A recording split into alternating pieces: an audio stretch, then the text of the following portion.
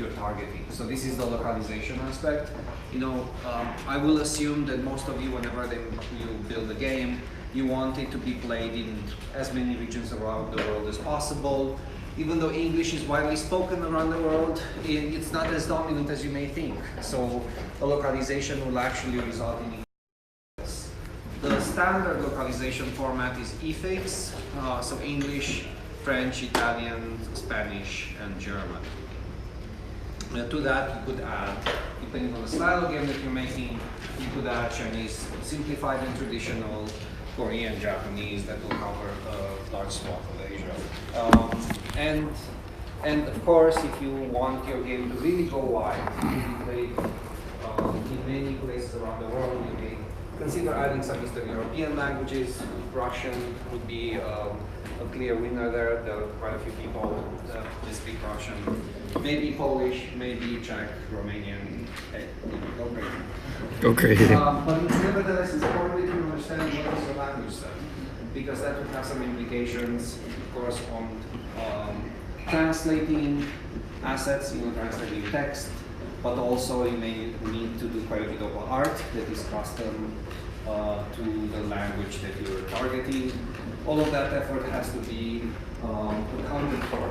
If you're really towards the end of the project, it's one of those things that can introduce quite a great degree of incertitude in your release schedule. If you're like, at beta and you realize, oh, I don't have any localizations, that is kind of too late to bake them in organically, and you may be in a situation where you have to push your release. So it's good to think about it. It's good to think about how you're going to translate your assets. If your game has voiceovers, there's an increased complexity there, that you need people speaking various languages, and usually you need to find a service provider that is capable at delivering all of that, and it's not inexpensive. You do have, of course, your market research. We've talked about that in the past. That is not really critical at this stage. It's assumed that you already know what game you're building and for what market you're targeting that game. Very important, as a green light criteria to entering the production phase, you need a production plan. And what this means is that you are taking all the lessons that you have learned while developing your vertical slice, and you're applying them towards a breakdown of tasks required to complete the full game, which ultimately delivers a full schedule and budget. There are multiple ways to do this. The back of the napkin way is to just multiply the effort that you invest in building the vertical slice by the remaining portions that remain to be filled in the game, right? So if it's a level-based game, vertical slice is one level. The time and budget spent to deliver the vertical slice times 10 levels will be your final budget. But I would advise, this is a little bit treacherous, I would advise against just relying on that. The best way to do it is to do the agile project breakdown, meaning that everything that you're trying to achieve in the game should be broken down into epics, and those are broken down again into user stories. User stories should sit within sprints. You should put those user stories in all the sprints all the way to the release, and then the user stories can be broken down further into tasks. You should be able at the task level to use the values that you've generated during the vertical slice component, the vertical slice phase, and that would give you a more accurate estimate of time and budget. And I would advise strongly to use that method. It's far more laborious, but this is a multi-week process to derive the production plan. So, ideally during the vertical slice development, so during the pre-production phase, you have a project manager that is fully tasked to building the production plan. Yes? I got a question here. When you said that almost 90% of the drafts or the pitches that you actually do to our clients Yes. are lost. Yes. Do you have like a specific budget for each of those? And obviously when you're doing that, you do not have like the whole scope of the, Yes. so you're not able to get there to give them the budget when you're actually pitching. Yes. So how trustworthy is it, the process, or what it's in between that can actually assure you that there might not be this, because they always ask, right? So how accurate is this? 10%, 20%, because it always changes when you get obviously to that phase. So, and they might even bail out if you just don't accomplish it. So we talked a little bit about it yesterday, but let me expound on that a bit further. I think it's an excellent question. You obviously, when you're pitching, you don't have the luxury of building a production plan. What you have going for you are two things. You can use comps. You know, if you have actually gone through the production plan for a game that is similar in nature to the one that you're pitching, that will give you a good comparison. And you know, it's a very inaccurate way to estimate by just looking at comps.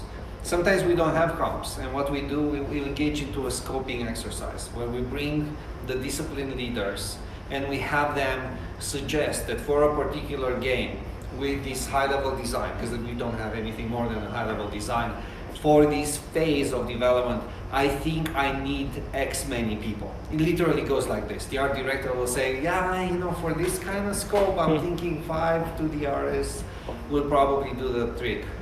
And then we kind of plug that into a resource plan. So it's not a production plan. The production plan is obviously a higher order of complexity and depth, and takes a long time to assemble.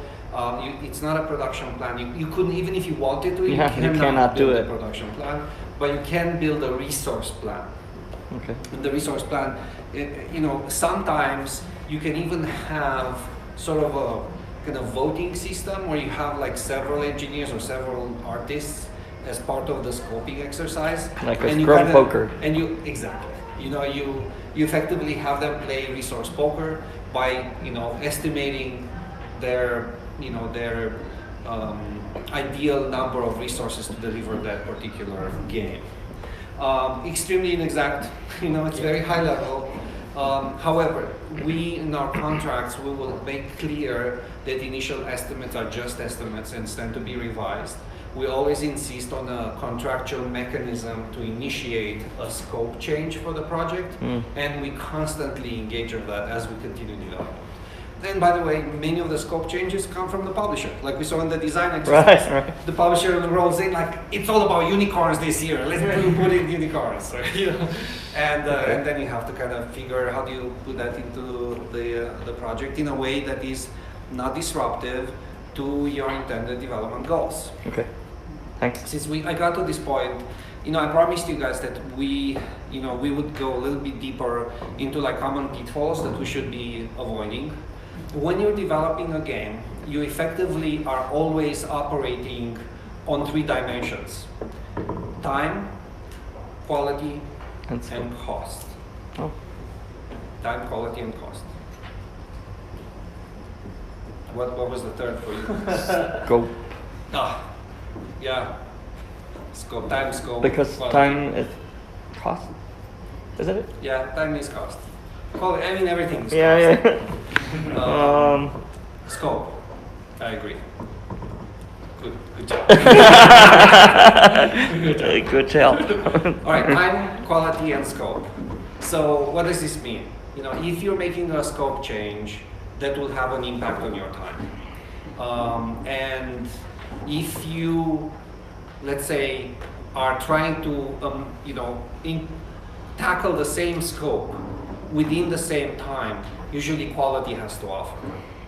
If you maintain quality and you increase scope, then time has to move. Like you always have to balance these 3 components. It's hard. And in my view, any attempt to circumvent the system, any attempt to say, no, we can work faster, we can crunch the team, you know, because we don't have time to delay our release date, will usually generate a disastrous effect on your project. And it is to be avoided through any means possible. And usually, so that's one common pitfall. Like any sort of scope change to the project has to be balanced against quality and time, right? In my view, it's never wise to compromise on quality, because even when you have in the best conditions, even when have sufficient time and resources, attaining the targeted quality on a project is exceedingly hard to do. You'll always have to take a discount from your vision. Whatever you had in your mind that the game will be, when you start coding, when you start adding the art assets, will look like a lesser version of what you originally intended. So there's always that discount from your vision that is kind of built into reality. And if you take further discounts because you're scope creeping, but you cannot really release later, like you don't have the time element handled, then the quality will suffer more, right? So you get another 5% quality drop, another 10% quality drop, until your game is a pale shadow of your original vision. So never a wise thing to do. There's another element that comes into the equation during the production phase that you have to be very careful about, and that is entering what we commonly call development hell. Development hell usually happens when you have a dysfunctional team. So here's the situation that you're encountering. For the production phase, as I told you yesterday, nominally should be the most straightforward of development phases, because you are just executing, you have a plan, you have a game design doc, you have a technical design doc, you have a good market research to inform your decisions. You should be locked and loaded and ready to roll. In practice though, what happens in production is that you're adding resources to your team. And with added resources, any team deficiencies that you may have had in the past that were basically handled by the mere fact that your team was small will be exacerbated in the larger team environment. For example, things that happen commonly is that your general development velocity drops in the larger team settings. It's simply harder to coordinate effectively a larger number of artists or engineers or designers. And there's inefficiency that creeps into the system, such as the artists waiting for the designers to finish the design work so they can understand what they're supposed to create in terms of assets, or the engineers waiting for the designers, or the designers really waiting for the artist to finish a particular area of the game before they can tweak it further and optimize it. So all of these wasted cycles are usually not properly captured in a production plan. That's why my advice to you is, whenever you build a production plan, even if you feel you're being very exact in your estimations, please buffer that by 15 to 20%. That will give you some leeway to account for the inefficiencies that happen in the larger team setting. Furthermore, you may be working with an outsourcer. The problem there, or with co-development partner like another studio. The problem there is that you are going to be very challenged explaining to another team what is your true development intent. It's much easier to do so when your team is right there and you talk to them every day and everybody's very knowledgeable about the design. But you bring an external team in, there may be, first of all, a motivation factor. They might just want to kind of do the job and not really worry about your design vision. They will not try to necessarily innovate. They might not be inspired by your game, and you have to be at peace with that, because it's just harder to get everyone excited about your game, including people that you're hiring that are not connected to your team. So they will do the minimal level of work that you require of them, that you have documented in an RFP, but they will not necessarily make your game better. They will not necessarily contribute to your vision. It will be unrealistic to hope so. So on that, the increased complexity that comes from scaling your team will usually have adverse effects in your production performance. It usually shows up in your development velocity. Everything tends to kind of slow down. And at some point it slows down so much that you enter this phase that is called development hell. You feel like you have the resources, people seem to be busy, they're producing stuff, but it's not aggregating into the larger whole in a way that you can see and feel progress. People who can get to during this phase of production, because it's so lengthy and there's so much work to do, people can get pretty demotivated as well. You know, you've at the point you were working in the production phase, you probably have been on the project for at least 6 months, maybe more, depending on the type of game that you're developing. If you'll be talking about the same game day in and day out for 6+ months, I can assure you that this starts to have a psychological toll on you. You know, only the most committed developers and maybe the creators or the studio leaders will maintain absolute focus. Pretty much every other resources, every other people on the team, they tend to get a little bit disconnected from it and kind of like, oh my God, it's the same game over and over again. There's an element of alienation that intervenes, that shows up again in your development velocity. People are not as excited to work on the project as they used to be. All of that slowdown can be quite fatal because it can have adverse repercussions on the culture of the team. People will see things slowing down, not making progress. There can be a general demotivating factor. Maybe people start quitting during the production phase. You may lose people during that phase. Again, it's the pressure of delivering. It's the fact that they're working on the same thing for like quite a while and they're getting a little bit bored and tired of it. So what are your tools to ensuring that you manage the situation? Having appropriately sourced project managers, meaning that you have sufficient project managers to handle your project. Usually for a mobile game, you don't need more than one. In even fairly complex games, a project manager can handle it. But if you're going to the top end, the highest complexity games that are created these days, you know, I was giving you the example of the NCSoft project that Amber has, and that project has 41 people on it. We have 3 project managers. A project manager is a godsend because at the very minimum, he or she can signal the fact there's a slowdown in the system, that the artists are waiting for the designers. Okay, sometimes you don't even know that this is happening. And you know, because people are people, sometimes the artists are very happy to wait for the designers. You know, they're not gonna like come to you and complain, I don't have work to do. You know, they'll be like, oh, finally, I don't have to like work on those art assets for this game that I've been working for an entire year. They view it as a welcome break. So, you know, a project manager has to be very on top of things, right? It has to kind of review what happens at the team level often and produce reports and inform management if there's a slowdown or inefficiency built in the system. Super important. So the project managers are a great resource. Keeping your production plan updated. And that's the same idea like the GDD and the TDD, right? It's like, wow, keeping a game design document, especially if you have like 300 pages worth of it, is it's basically a full-time job for a designer. Right. You know, in the small teams, there's a massive expenditure. There's a school of thought in indie game development that says we don't even have a design document. We just kind of think of it and we put it in the game and roll with it as is. That may work for very simple games. It will certainly not work for complex games, and it will also not work for simple games with large teams, because the idea there is to keep everyone aligned and to have a single source of truth, and that's the game design document. Do you use some sort of indicator? Is there like any quantitative performance indicator? You know, I understand that there's like the burn down chart, the burn up chart, whatever.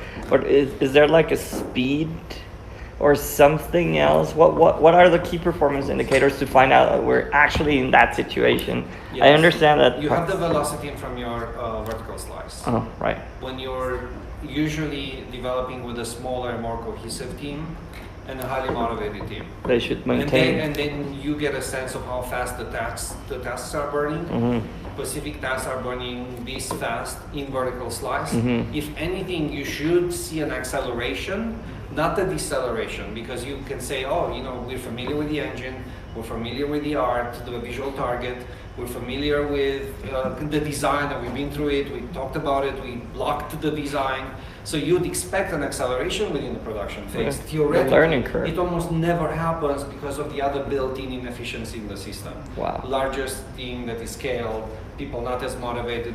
You know, part of the reason being that they're working on the same things like day in and day out for a long time. And So you have to watch out for that. Team culture, team morale, super important. You know, you can measure that. You know, you can ask people, how do you feel about the studio? How do you feel about the product? On a 1 to 10 scale. And you can see the production phase taking hits on every single conceivable metric. Wow. You will, even the most motivated team at some point will have some, I don't know, situation there. some nervous breakdown, I don't know how to put it. You know, and you know, when you're in the middle of production, sometimes, you know, the end of the road looks so far away. Like you've been like pushing so hard for so long, and it's still like, oh my God, it's so far. It'll never come together. You feel that? Yes. Do you have any strategy to recover this kind of motivation? Do you recommend certain twist or certain break or certain, I don't know? Yes. So, you know, we talked, and you asked a similar question yesterday about, you know, and I was telling you it's important to build your studio structure, Yes. and it starts with values, and you need to have a mission and a vision beyond the product that inspires the team. And it can be the product, as I was saying, for indie games, but for studios that are formed around the game idea, it can be the product, can be the focus. But generally, people need to feel that they're building for something greater than themselves, right? And in many cases, that means building more than just a product, building a legacy of some sort. And that's where I put the vision, right, of the studio. But look, the tools the management has to prevent this type of burnout and inefficiency at the level of the team are regular one-on-one meetings with your people. Just listen to your people. They'll tell you, you know, man, I'm feeling kind of tired. I'm feeling a little bit demotivated. We've been working on this game for a long time. It feels like we're sleeping. It feels like everything is harder. It's not really gelling together as we wanted. Sometimes a person like that really needs a vacation. They need to recharge those batteries and, you know, kind of feel optimistic again about what they're doing. So one-on-one meetings. I'm a big believer in peer evaluations. I think if you can, it's a little bit more bureaucratic in a sense, like you have to ask more people what they think of their peers, but generally speaking, if you believe in the idea of team over individual, you should ask the team to evaluate its own team members. So you have 360 reviews on team performance that allows you to, you know, kind of assess where people are also from a motivation perspective. Somebody can be really good, really talented, but they seem pretty demotivated, they seem pretty cynical, or they have a negative attitude. You have to handle that. Usually when one person on the team becomes disaffected, you really need to handle it. Because if you don't handle it, it becomes traumatic for everyone around them. It kind of spreads. Yes. And at the level of culture, I cannot stress enough the value of really small things, like, you know, going out for cervezas. You know, Friday night cervezas for the entire team, Losas team. You know, sometimes you're drinking with the team and all sorts of stuff come out. You know, that person was talking really badly to me, and like I got upset about it, and I was like, I'm still upset at him or her for it, or, you know, these kind of psychological effects that the team feels, they need a release valve. And, you know, going out for drinks, it's an occasion to celebrate, and it's also a good opportunity to vent effectively, you know. So do that fairly often. I'm not saying like, you know, it's party all the time in the studio, but do that fairly often. Maybe you do it every Friday, maybe you do it every other Friday. You know, it should be a company event, meaning that you're kind of buying the beers. Do you estimate the cost of this kind of stuff? I mean, you recommend this as a part of the work in some way? It should be on the plan, I guess? It should be built into your rates. Okay.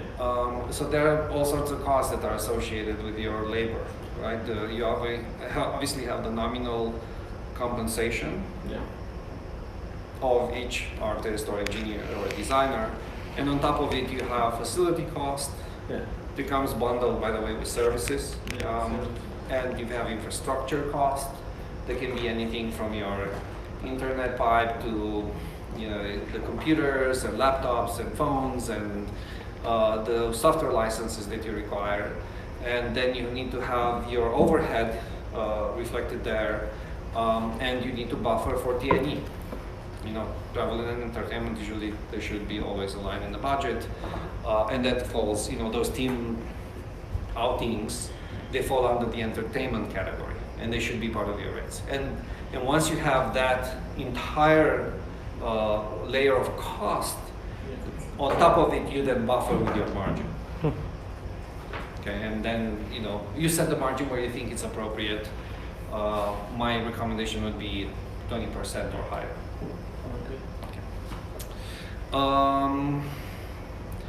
So we talked about individual meetings, 360 evals.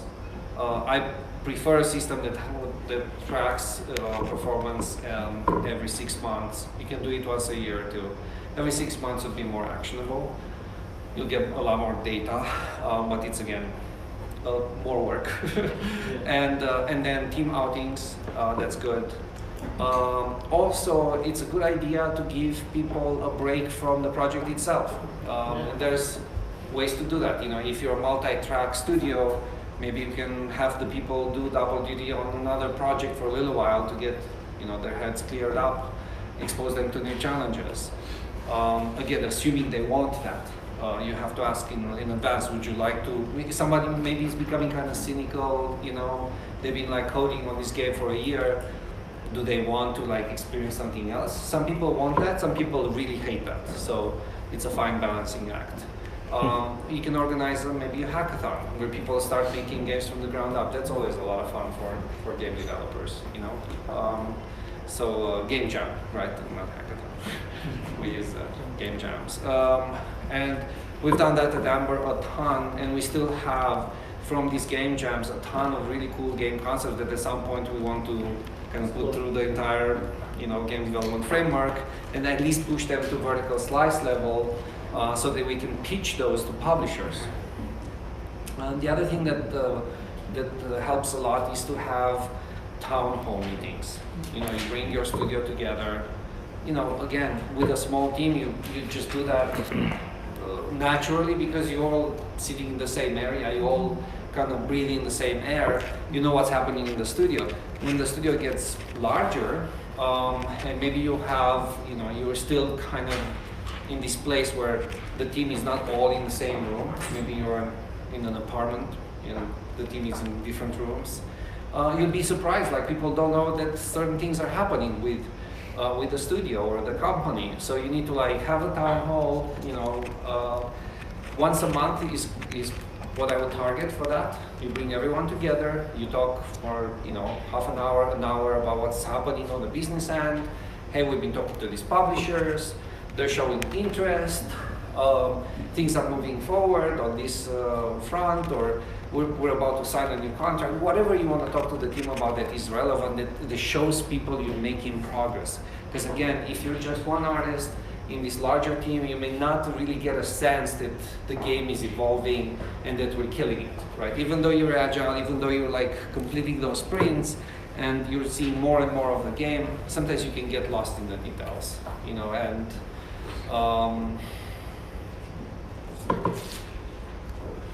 okay, so town halls.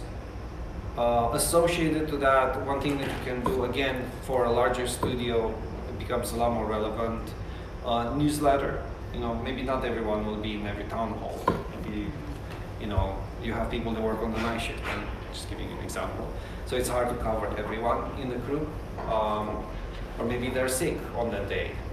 A newsletter will still get the information out, will still communicate to people where things are. Again, probably overkill for an indie studio, but it's useful to think about. So those would be common sense management tools that you can use.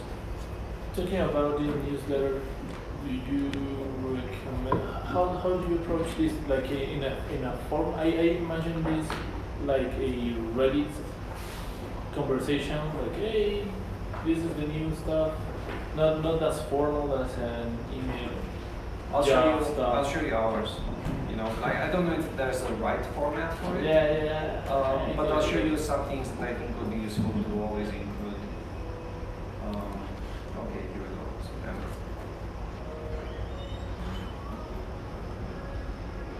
Okay, so the way we organize it is that we have a headline. Usually, like if there's one thing you read, we want you to know in September we signed a new title called named Cash Kingdom to be published by Big Fish. So you know that's big news for us. Like you know, for an agency signing a full game dev, you know, it's a big thing. We want everyone to know about it. It's obviously great news. And then we talked about Criminal Empire. This is the NSSL project. We're saying that we have delivered milestone 6 and it was approved by the client. We talked about Amber Academy. What we're doing right now, we consider it part of Amber Academy. So we're saying here that the concept of Amber training is undergoing a radical transformation, and that we are investing in a new project to create a personalized and systemic learning experience. And let me see if that links to the works. Oh, never mind.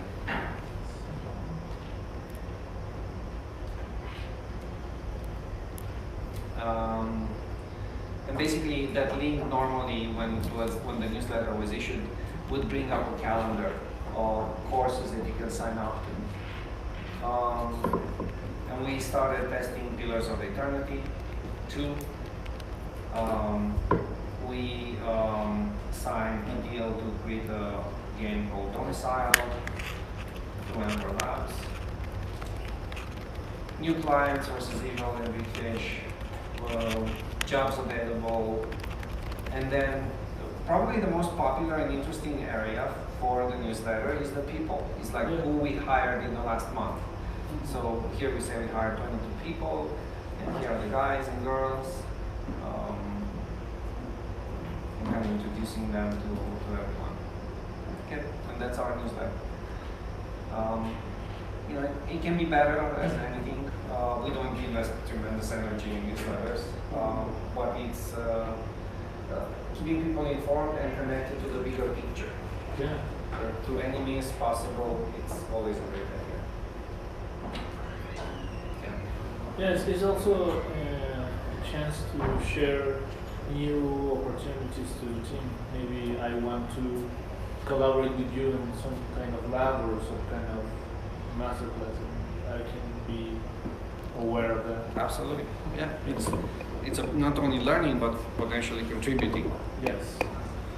Because so not all of the courses, for some of the courses we bring external trainers in, but many of the courses are actually taught by existing Amber staff, you know, that have, like for example, a senior designer would be teaching junior designers some advanced concepts. Cool. I don't know if there are other tools. I mean, that's what I remember off the top of my mind that would be useful to reinforce the culture. But if you do all of the things that I just mentioned, you will be in a good spot already. And then, you know, every studio is different. What works for one doesn't always work for all. There are some commonalities, some generalities. You have to find what your team wants. Listening to people, respecting people will always win the day. You know, during the production phase, you need to have that bond, that you have that trust. So people feel comfortable coming to you with their issues and suggestions and concerns. So, all good. What else do we have here? You'll obviously have the budget. It will be an effect of having a fully structured production plan.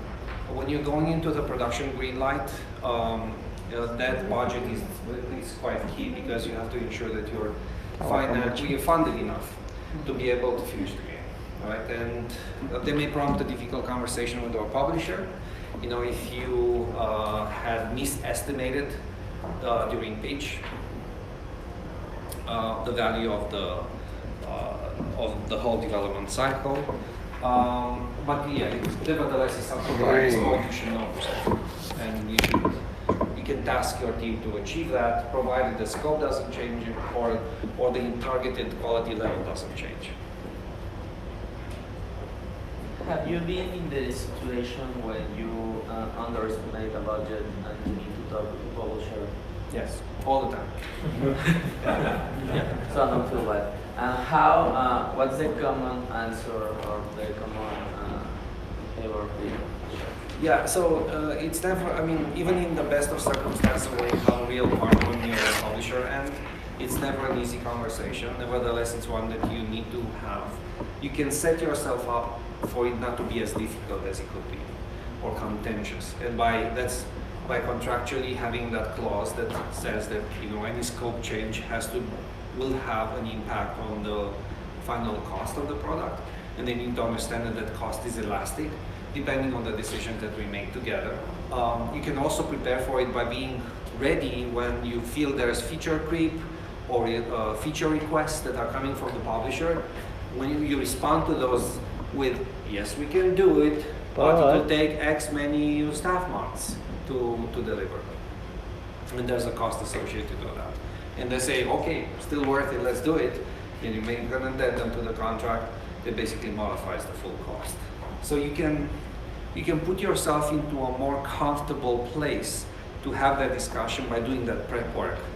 First during contract negotiation and then by signaling those scope changes early. Because if you don't do it on the spot, so to speak, like when the scope changes are being discussed and you let it kind of slide, maybe you have some buffers in your cost, as we talked about, you should have some buffer on your production plan. And you say, we can kind of eat that in the buffer. At some point though, doing that too much will put you in a position where you're eating not the buffer but your margin. Yeah. Or you even go into the red. And that's a business failure, like if you allow things to get to that point. Now, the question was, how is the publisher reacting? So even in the best of circumstances, it's a tense conversation because, you know, usually your contact point on the publisher side is not the CEO. It'd be some producer who needs to go to their boss, and maybe their boss needs to go to their boss to like get budget approvals. And they're trying to avoid that because it makes them look bad. It makes them look like they don't know what they're doing. They're not as I don't know, in charge, on top of the project. Or they couldn't foresee that would happen. Yeah, they tend to be worried that it would be interpreted as a personal failure on their part. So they'll push back on any sort of cost changes. Sometimes the business as a whole is telling the producer, no matter what, don't allow any cost creep on this product. And then it's okay. I mean, you can say, okay, if the cost cannot move, what else can move, right? You have quality and time, right, that you can work with. My advice, never go to quality. Because if you go to quality, your game will suffer tremendously, and you'll never, I mean, what's the point in making a game that is subpar, right? So then you truly have the time component, you know, and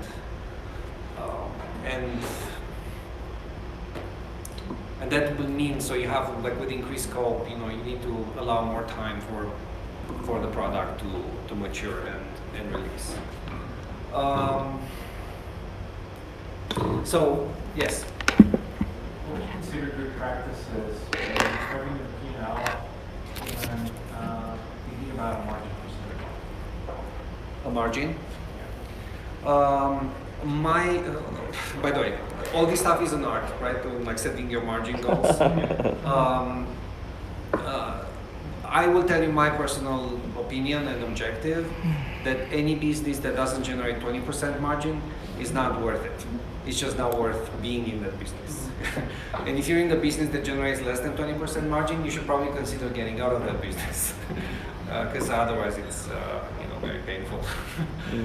So 20% is a good goal to set. Of course, you can go a bit higher, but be careful because once you set the margin higher, that may render you less competitive, and then you have to like fully inhabit the fact that your rates are high, and that you can go to partners with high rates, but then you have to offer something in return for those rates. Usually, so you have to think of what the partner wants. If Value. you want, if some partners just want cost savings, you know, they want unit cost per resource to go down. Usually, you don't want those partners because that's a very immature way to look at the world, right? I mean, it's not like one engineer is the same as another engineer. You know, one engineer can be a genius and can work super fast and resolve a lot of problems, and another engineer can be very junior or a slacker or not really qualified to do the job, and then just paying nominal cost of an engineer in either cases will deliver extremely different results, right? So partners that only think about cost are usually not very good partners. They're not very mature, they don't have a full understanding of how the world works, and they can be quite hard to handle, you know, in the long haul. It's usually a sign that there are probably other things that you need to be worried about with them. But look, sometimes you don't have the luxury of picking your customers. You know, it's like you have the deal coming in, they're trying to like push you on cost only, the cost per resource, and in that situation, you truly are in a very competitive environment where you're competing with studios, like you're in Mexico, but you're competing with studios in Malaysia, in Vietnam, in China, in India, in Russia, and I can assure you, all of those studios have a lower cost base than Mexico. Yes, for sure. So it's tough. You can say, yeah, we want our margins to be 50%, but you will lose all of those contracts. So then you have to say, okay, we can survive without those contracts. And we can go upstream to become like a high-end agency. But then again, you need a portfolio and you need a certain quality of delivery and a certain predictability. And ideally, you have a track record. And with a track record, you can justify a higher margin. Yay. So yay. I hope that answers the question. And thank you. All right. I have Yes. another one, but I don't know Yes. if it fits over here or all the way to the end. Do you factor in growth as a cost? You know, I'm just wondering, Yes. because I have heard so many things about that, you know, when you're not growing, you're dying, all that stuff. Or maybe you're just putting yourself in a position that might be much more vulnerable if you're not looking forward to just invest something to keep on moving because it's a mobile target, right? So do you actually factor that into your costs? We do at Amber. So the way we look at growth is about doing new things that have the capacity of creating new work streams for our business. Right. And I mentioned yesterday briefly that we're currently investing in building a AAA console game, which we obviously don't have the money to finish. But we want to be able to get started, build more experience with the Unreal Engine in this console AAA type of environment. You know, augment our tools, start hiring some people that have expertise in that domain, build that vertical slice, put it on ice if we cannot find a publisher for it, but at least we can tell the publisher, oh, Take a look at that. Of course we can build amazing games in Unreal. Here's the demo of a game that we're currently working on. All right. That's what we did. Yeah, and you know, sometimes the publisher gets excited about that. Chances are very small. Yeah. Like just know that you're doing this because you want to specialize your team, not because you're going to find funding for that project. Usually, publishers have a very precise idea of what they want. Yes. Now, it may happen that your game meets Fits. their precise idea, but chances are Super tiny, small. tiny. Yes. Cool. So growth. Growth can come from new work streams that you're opening up. We're investing in building teams that are not necessarily producing revenue. Okay, that's one. The other one is growing by, acquiring another company. Right. Let's say you already have a certain size, you're a big studio, very successful studio, you're making good profit. One very good way to grow is to acquire another studio, maybe a smaller studio that gives you some skills or some portfolio or some client relationships that you don't currently have.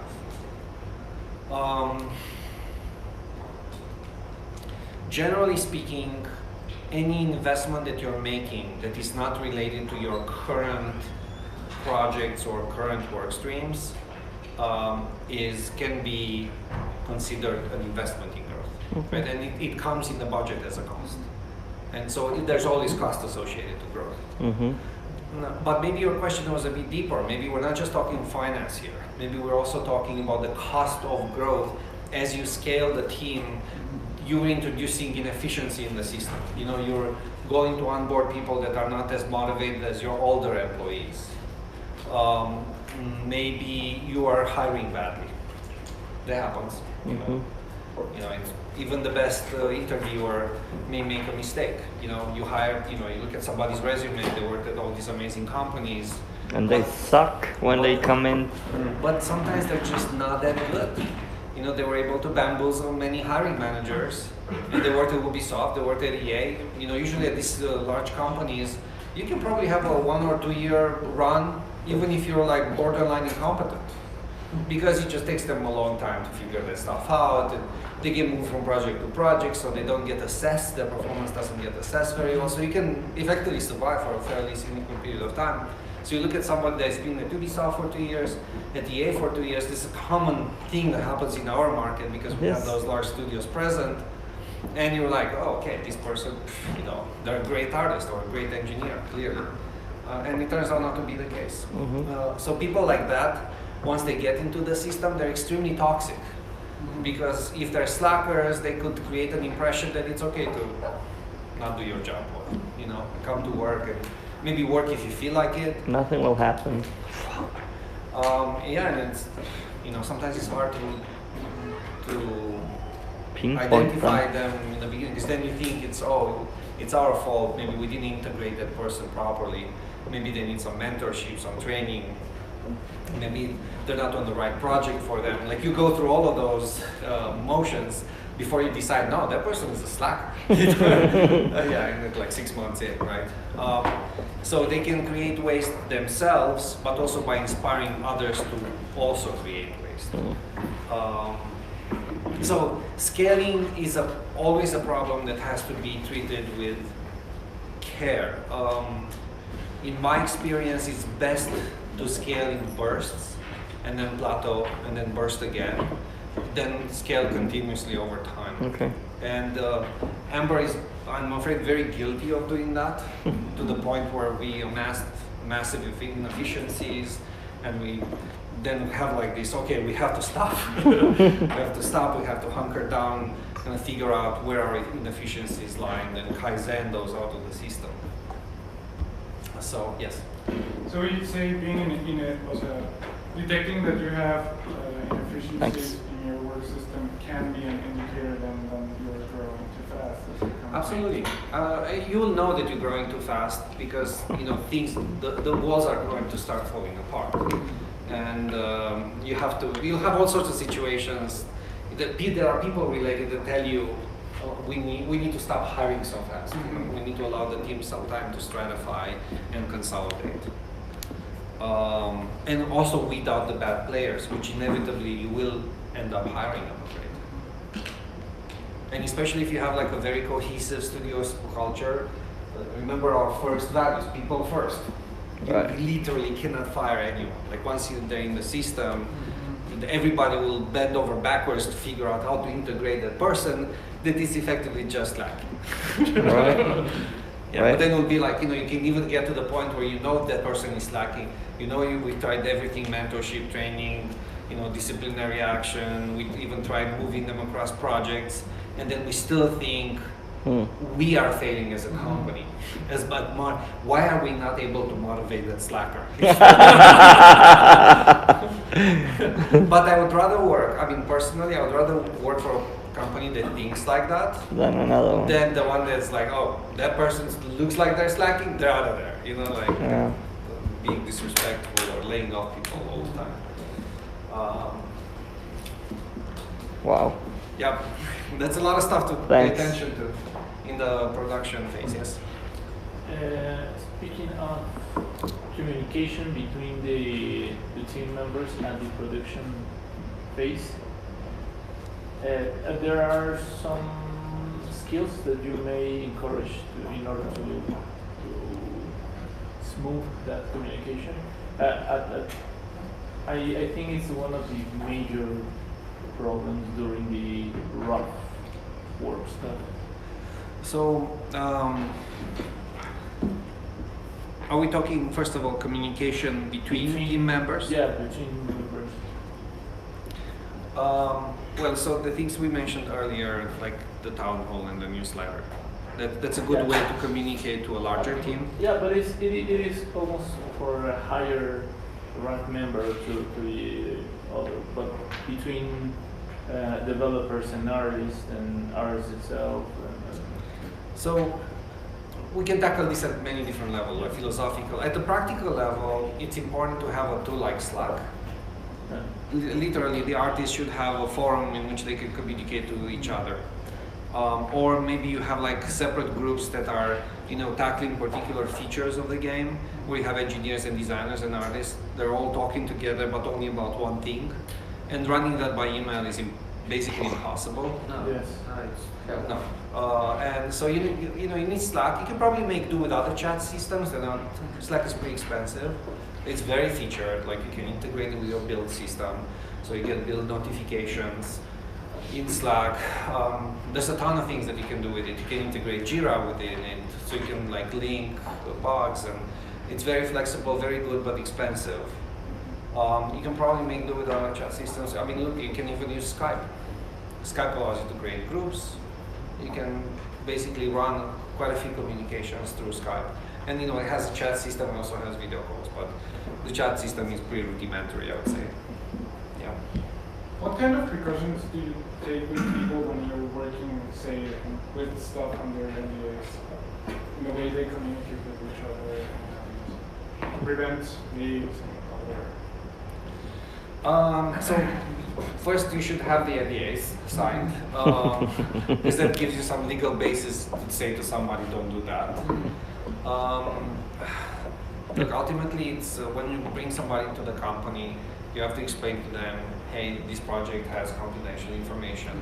If you leak this information, it will damage us.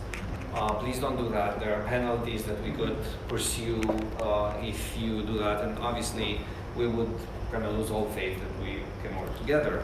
And that's pretty strong deterrent for people to avoid doing that. Now, in practice, you can never truly control that. And there are some things that you should think about twice when sharing with the team. Details such as comp, your financials, your detailed financials, the contracts with your partners.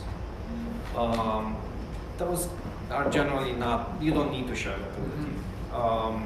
And if there are some particular topics that need to be addressed that touch on the contract or on the financials, you can maybe just share that particular information as opposed to the full budget, for example. But yeah, no system is ever foolproof here. Your best deterrent is like basically to train them that why this is not good and what effects could have on them personally and the company if the information gets out. Going back to communication once again, Agile is actually really good at smoothing those communication blockers because every day you're standing up. Okay, you're in a circle with all the discipline, all the people on the team effectively, and everybody's saying, "I'm working on this," I'm blocked by this, and that process really gets everyone on the same page. That you have your Scrum Master that says, "You're the blocker, can you please remove the block for person X?" And it's a good way to address inefficiencies right there on the spot. And the team feels better because it's FaceTime for everyone, right? And so yeah, just stand up on every morning. And that's really, at the product level, that's a great means to smooth communication. The other thing that comes to mind is to ensure that your studio culture is really encouraging people to speak up and to address management And that means you taking a hit sometimes because people are walking into your office trying to talk to you about things, and you will have other things to do. But always encourage that and be open to that, because if you do that, people will want to discuss their issues with you, and you will get early warnings that, hey, this team has really low morale or is inefficient, and these early warnings show up before you can see the drop in development velocity. So, okay. Any other questions? All right, that was good. So, full P&L, the thing that we haven't discussed so far is the fact that at the production phase, at the beginning of the production phase, you can already start to forecast your game. And once you have the revenue component alongside the expense component, that's your P&L. And your forecast can be largely derived from that market sales comparison that you have hopefully done.